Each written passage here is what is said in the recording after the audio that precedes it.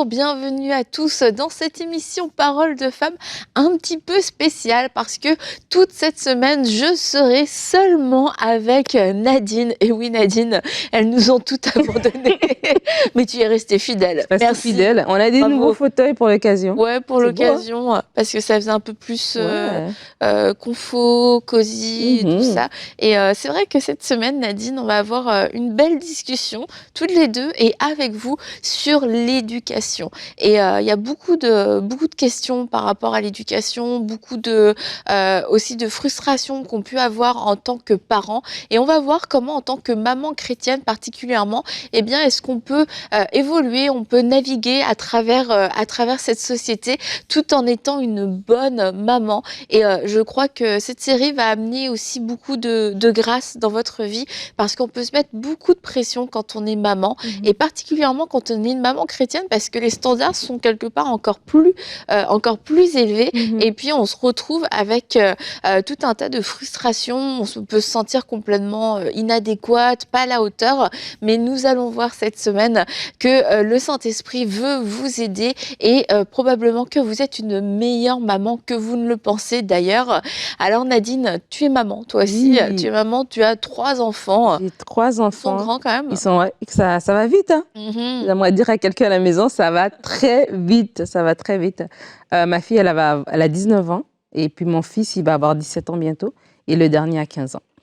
Ouais, de la dernière fois quand tu m'as dit qu'elle avait 19 ans, je me suis dit, mais elle va avoir 20 ans après. Oui. C'est comme moi-même, c'est pas ma fille, mais moi-même, je vis le choc.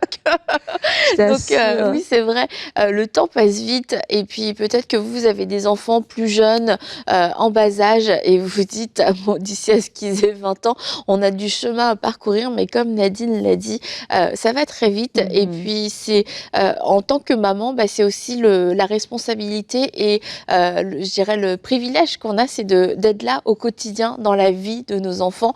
Et on dit que quelquefois, bah, les années passent vite, mais les journées sont longues, passent lentement.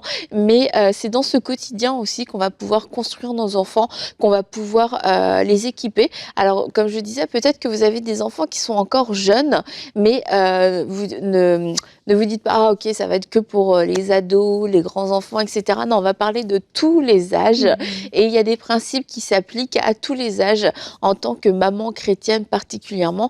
Et on va commencer aujourd'hui un petit peu en voyant les bases d'une bonne éducation chrétienne.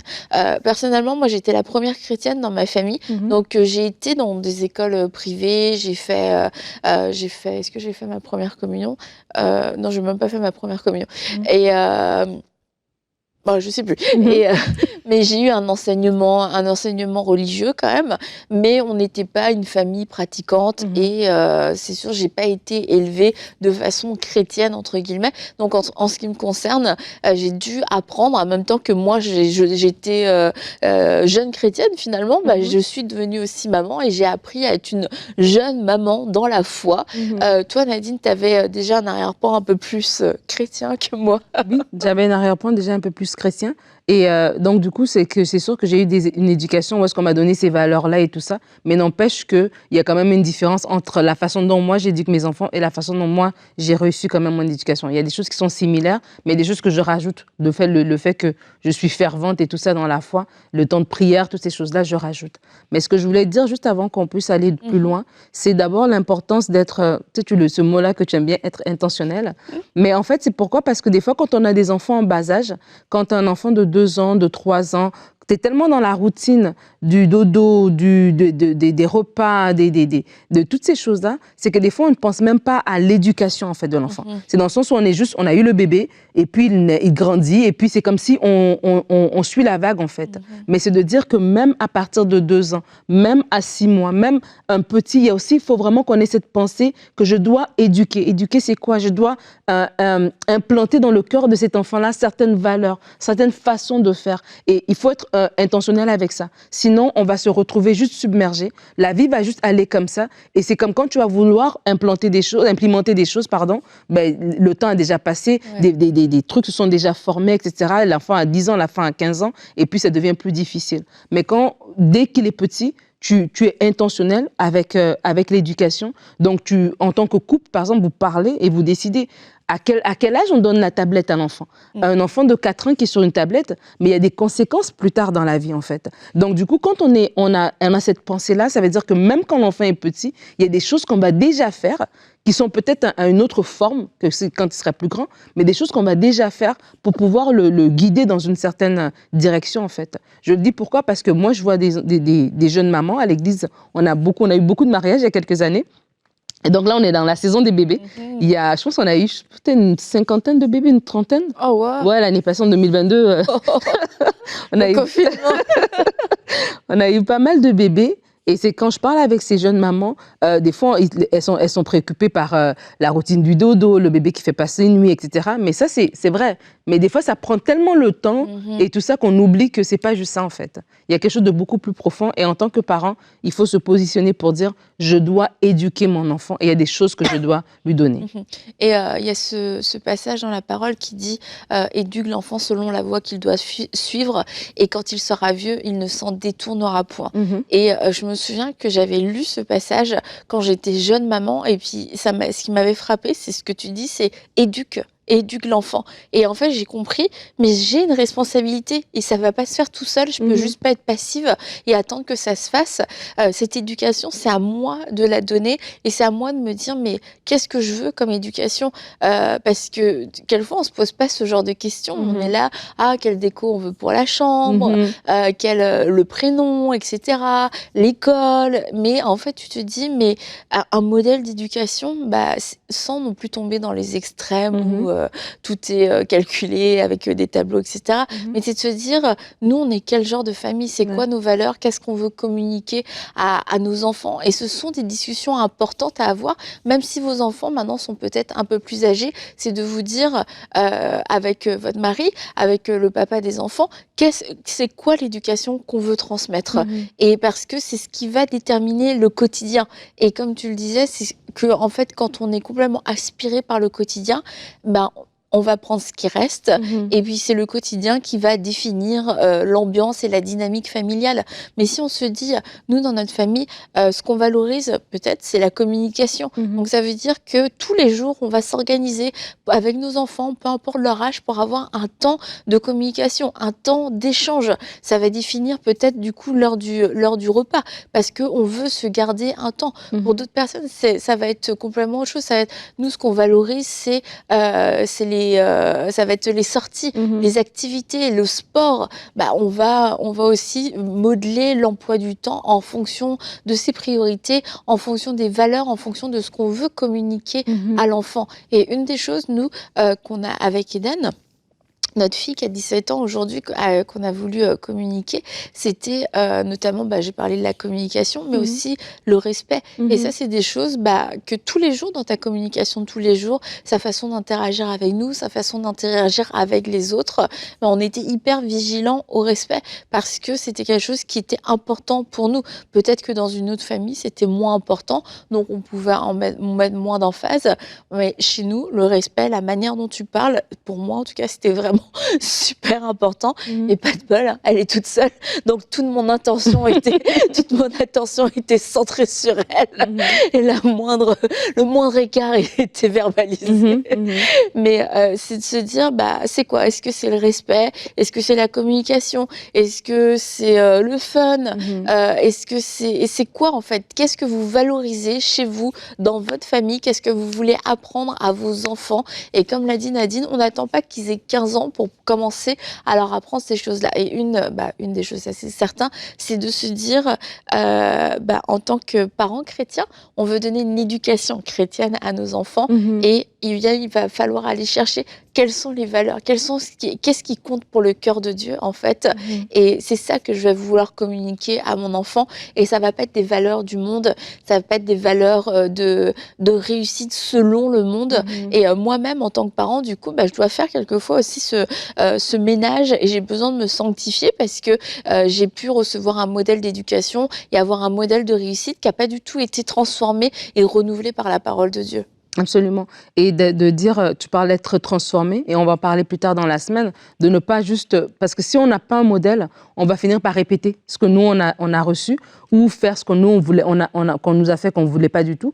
Et donc, on a une éducation qui est réactive un petit peu par rapport à notre propre histoire. Ouais. Mais, et je voulais vraiment insister sur le fait qu'il y a un modèle. Enseigne l'enfant selon le modèle qu'il doit suivre. Et ce modèle-là va produire du fruit. Donc, ça veut dire, si j'enseigne selon ce modèle-là, quand il sera plus vieux, ce modèle-là va l'aider, en fait. À un moment donné, mon enfant, je ne serai pas derrière lui pour lui dire des choses, mais lui-même, il saura, en fait. Je veux dire, je ne serai pas toujours derrière lui pour lui dire « range ta chambre ». Mais à un moment donné, à 50 ans, c'est pas moi qui vais lui dire de ranger sa chambre. Lui saura le faire. Donc, ça veut dire qu'on est en train de planter des choses, des semences, de mettre un modèle, un cadre. Et l'enfant, plus tard, il va être indépendant parce que le but, c'est qu'il soit autonome. Donc, quand on parle d'éducation chrétienne, j'aimerais vraiment aussi insister sur le fait que les parents, on doit choisir de donner des modèles chrétiens à nos enfants. Évidemment, nous sommes le premier exemple, donc ils nous voient. C'est pas juste fais ce que je dis, mais fais pas ce que je fais. Donc ils nous voient, tu parles de respect. Mais si moi, en tant qu'épouse, je parle avec respect à mon mari, ben l'enfant, il nous voit. Si en tant que mari, je parle avec respect à mon épouse, l'enfant nous voit. Et même en tant que parent, de parler avec respect à nos enfants. Des fois, on n'y pense pas. Mais moi, je me rappelle quand mes enfants étaient plus petits, si je demande quelque chose, ben je dis s'il vous plaît. Parce que si je lui dis qu'il doit dire s'il vous plaît et dire merci, mais ça veut dire que moi aussi, quand je lui demande quelque chose, ben donne-moi s'il te plaît, merci et tout ça. Parce que l'enfant, il imite. Donc, ça veut dire que dans la façon aussi je suis en train de faire les choses, l'enfant est en train de m'imiter. Et on parle d'éducation chrétienne. J'encourage les parents aussi à outiller leurs enfants avec des choses chrétiennes. Parce que des fois, on se dit éducation chrétienne, ça veut dire qu'il faut faire le culte de famille, ça veut dire qu'il faut s'asseoir, mais des fois, c'est pas ça. Des fois, c'est juste, c'est quoi les dessins animés qu'ils regardent? Parce qu'il y a plein de dessins animés chrétiens. Mais s'ils regardent des dessins animés, voilà, de n'importe quoi et tout ça, des choses violentes, etc., ben, il y a un modèle qu'il est en train de tirer de ça. Donc, de prendre le temps, peut-être ça coûte un peu plus cher parce que c'est pas disponible à la télé normale d'avoir des dessins animés chrétiens. Moi, sur MCI, on a des dessins animés chrétiens, mais on peut aller sur Internet, en acheter et tout ça, de lui donner ces outils-là, les livres, les petites bandes dessinées qu'on lit le soir avant de se coucher. Mais il y a plein de belles histoires, des choses qui sont faites de la bonne manière, des outils qui sont là pour nous aider. Et toutes ces choses-là, c'est comme un environnement qu'on est en train de mettre à l'enfant, un cadre, et ça va aider cet enfant-là à vivre d'une certaine manière. Et tu vas le voir un jour, il est à l'école ou il est avec ses amis. Ah, nous, on fait pas ça. Et là, tu sais, ah, ça marche. Comment tu disais, il nous voit, et ça, je crois que c'est vraiment un point, voire même quasiment le point le plus important, c'est que nos enfants nous voient dans l'intimité. En plus, je l'ai déjà dit, mais ils ont le ministère de la vérité, les enfants. S'il y a personne qui ose vous dire la vérité, les enfants vont pouvoir vous le dire. Non, ça c'est moche. Ouais. Et ça, ceci, ça. Et puis toi, t'as fait ci, toi, t'as fait ça. Ils ont une très bonne mémoire en plus. Et quelquefois, ils disent rien, tu vois, puis ils le ressortent à un moment totalement opportun. Et en fait, les enfants nous voient vivre. Ouais. Et dès leur plus jeune âge, et ça n'arrête pas jusqu'à ce qu'ils grandissent, mais même quand ils sont petits, il ne faut pas se dire « Oh, il a 3-4 ans, il ne fait pas trop attention. » Non, il fait attention absolument à tout ce qu'il voit et à tout ce qu'il entend. Et si nous-mêmes, nous sommes des modèles de disciples, qu'on a une vie qui honore Dieu, une vie qui glorifie Dieu, bah, en fait, au-delà de nos mots, au-delà de toutes les leçons, les cultes familiaux qu'on peut mettre en place, c'est que nos enfants vont le vivre avec nous, parce que ils vont voir qu'on ne réagit pas dans la colère, qu'on choisit de pardonner, qu'on ne choisit pas la médisance, que si on s'est trompé, eh bien on peut aller demander pardon, on va s'excuser les uns envers les autres, si on s'est emporté aussi, donc on règle pas les problèmes avec de la violence, des choses comme ça. Et en fait, ça dépose un modèle en eux. Donc on éduque l'enfant selon la voie qu'il doit suivre. Oui, il y a des choses vraiment que je dois mettre en place parce que ça peut pas être un accident, ce sera pas par hasard, j'ai besoin d'être intentionnelle, mais la première personne finalement avec qui j'ai besoin d'être intentionnelle, c'est avec moi-même. C'est de dire, je peux pas demander à mon enfant de devenir un disciple de Jésus si moi-même je ne le suis pas, parce que je vais lui prêcher quelque chose que moi-même je ne vis pas, et à un moment donné, il va y avoir un décalage.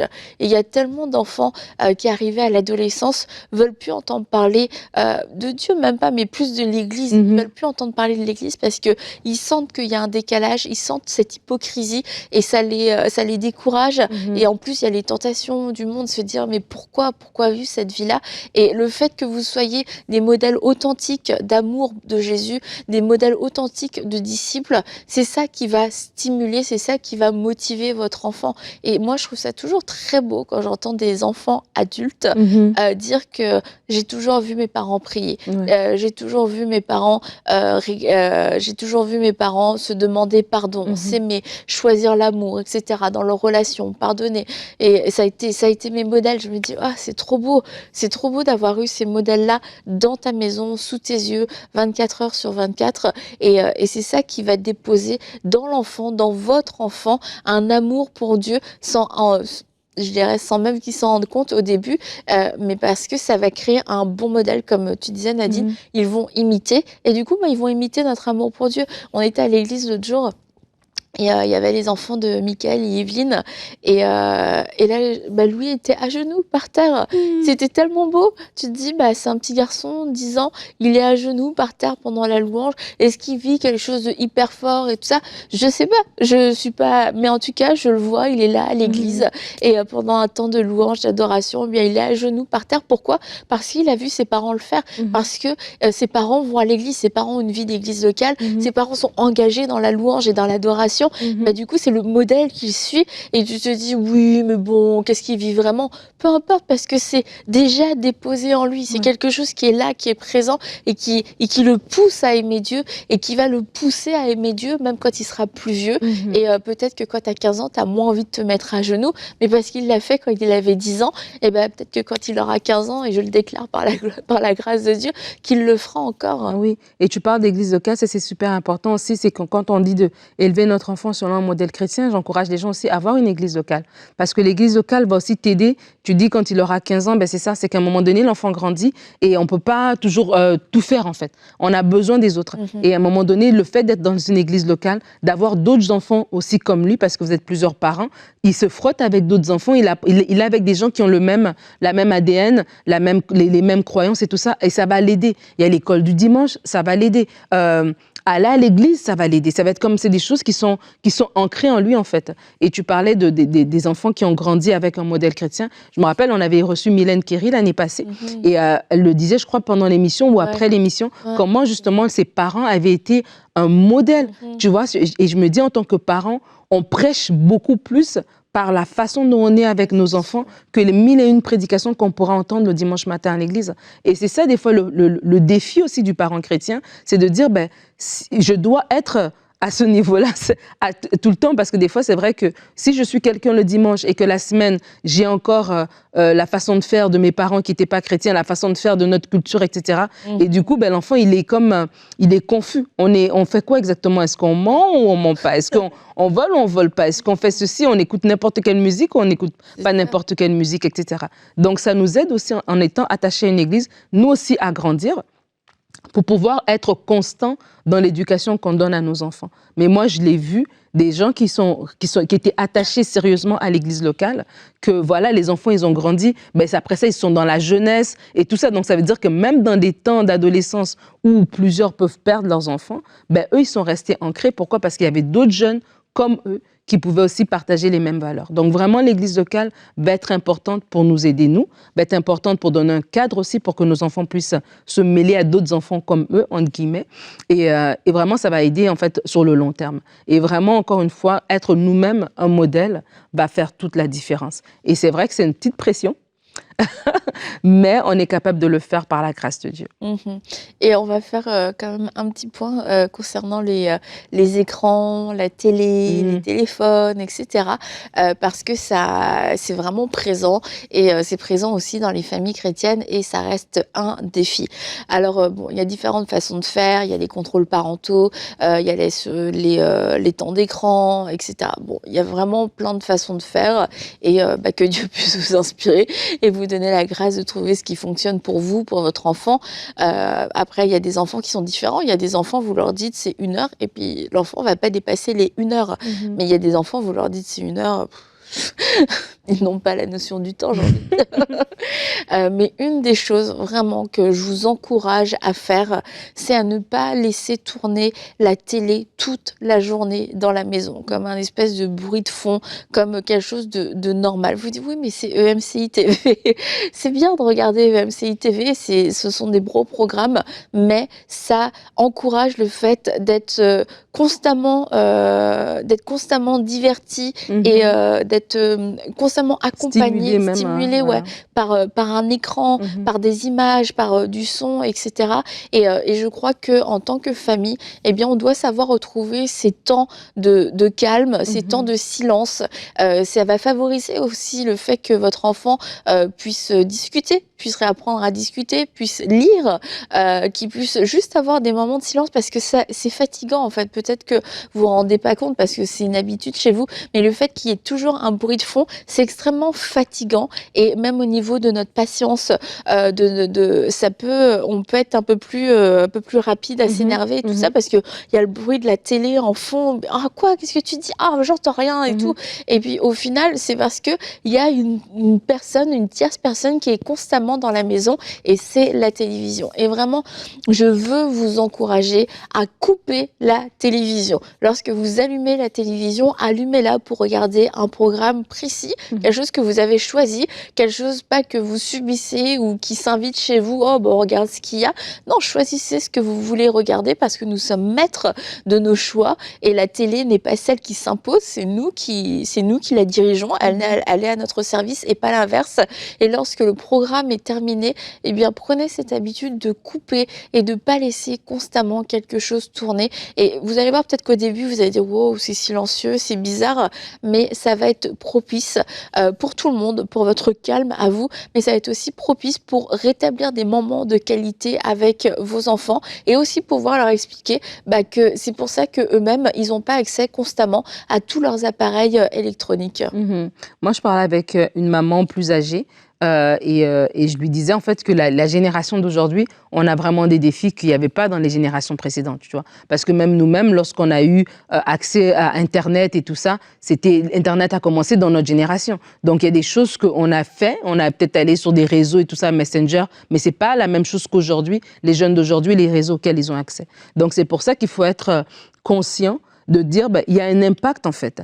Et en tant que parent, je parlais tout à l'heure de la tablette. À quel âge est-ce que je donne la tablette à mon enfant? Pourquoi je lui donne la tablette? Si je me dis, je donne la tablette à mon enfant pour avoir le temps, pour qu'il puisse être occupé pendant que je fais autre chose, c'est pas la bonne méthode. Vaut mieux que je prenne le temps de m'asseoir avec lui, que je lui donne des blocs à jouer pour qu'il puisse apprendre la dextérité et tout ça, la motricité, qu'il puisse se dessiner. Et je veux dire, tu peux donner un papier, un crayon, et puis il dessine un truc, il vient te montrer, maman, regarde, ok, retourne encore, rajoute encore des petites couleurs. Tu vois, ça peut l'occuper. Parce que des fois, on dit, oh, maintenant, je donne la tablette parce que c'est cool, parce que tout le monde à l'école donne la tablette à leurs enfants, et tu te dis, je vais être un parent aussi qui est à la page, mais des fois, c'est des choses aussi après qu'on va regretter, parce qu'après, l'enfant, il développe une addiction aux jeux vidéo et tout ça, et puis pour qu'il s'en défasse, ça devient compliqué pour nous. Donc vraiment, soyons conduits par l'esprit. Chaque parent est responsable de ses enfants. Devant Dieu, vous êtes responsable des enfants que Dieu vous a confiés, de dire, ok, qu'est-ce que j'implémente, Seigneur? Est-ce que si je donne cet enfant cette chose-là, est-ce que ça va être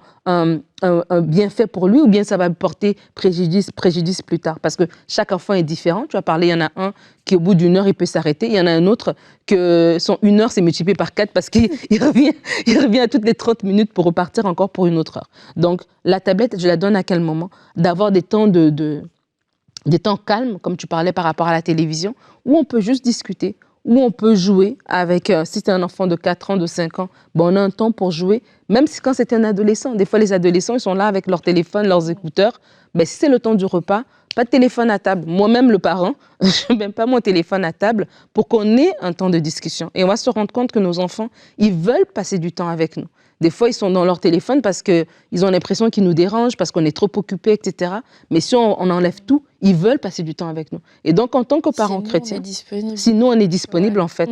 Et des fois, on pense qu'eux, ils sont occupés. Mais non, si on leur dit, viens, il veut venir. Donc, en tant que parents chrétiens, soyons conscients de ça. Ne laissons pas les réseaux sociaux élever nos enfants. Ne laissons pas Internet élever nos enfants. Ne laissons pas la société élever nos enfants. C'est nos enfants. C'est notre place. On a le droit d'inculquer des valeurs à nos enfants. Parce qu'aujourd'hui, des fois, tu as l'impression que l'école et le parent se battent pour savoir qui va éduquer l'enfant. C'est notre responsabilité. C'est nous qui avons mis ces enfants au monde. C'est nous qui les aimons plus que l'école, plus que le gouvernement. Alors, en tant que parents chrétiens, prenons aussi cette responsabilité d'élever nos enfants. Moi, je me souviens, Eden, elle avait des écouteurs à un moment donné. Mais ça m'insultait tellement qu'elle les avait qu'elle était avec moi. C'est que, je suis là, je trouvais ça tellement insultant. Ouais, parce que je dis, ah non, c'est pas possible, ça va pas être possible. Franchement, ouais, mais j'écoute de la musique, je t'entends. Non, non, c'est non. Moi, ça m'insulte que t'aies tes écouteurs quand je suis à côté de toi, qu'on se parle. Ouais, mais il y a la musique. Bah, écoutons la musique si tu veux, mais ne mets pas tes écouteurs, s'il te plaît. Bon, après, ça lui est passé, mais ça m'insultait vraiment. Et par rapport, tu avais dit aussi en début d'émission que les enfants, bah, on les éduque pour qu'ils puissent aussi voler de leurs propres ailes.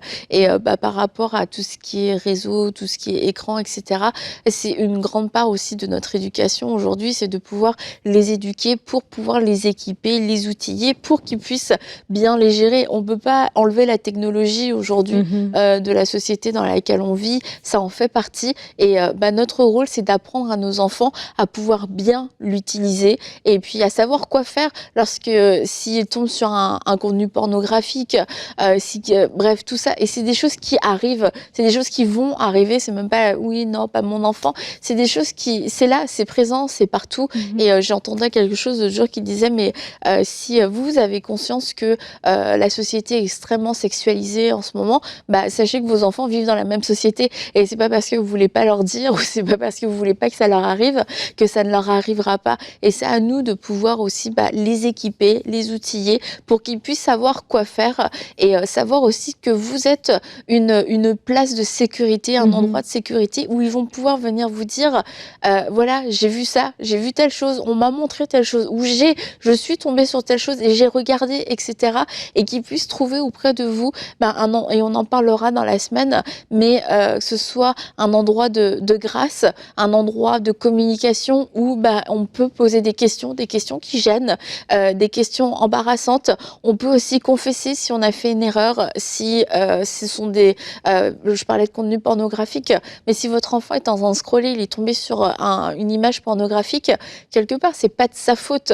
Maintenant, pourquoi est-ce qu'il est arrivé là, etc. C'est toute une conversation à avoir, mais c'est de pouvoir réussir à développer une communication où votre enfant va se sentir assez en sécurité, assez en confiance pour vous le dire et pour vous dire, voilà, moi je suis tombée sur telle chose et que vous puissiez en parler avec lui. Et parce que si votre enfant aujourd'hui il a 14-15 ans et que vous n'avez jamais parlé de sexualité, que vous pensez que la sexualité ne fait pas partie de sa vie, qu'il n'a jamais rien vu, qu'il n'a jamais rien entendu, je suis désolée, en plus on va terminer l'émission, donc je vous conseille de venir nous suivre demain, mais il y a très très très peu de probabilité que ce soit vrai parce que les enfants vivent dans ce monde et dans ce monde la pornographie est accessible en un clic et c'est pour ça on doit pas faire comme si ça n'existait pas, mais on doit les équiper, les outiller pour qu'ils puissent fuir le péché, avoir le désir de vivre une vie de sainteté et qu'ils puissent comprendre que la sexualité ce n'est pas la pornographie et aussi leur éviter de pouvoir tomber dans ce piège d'addiction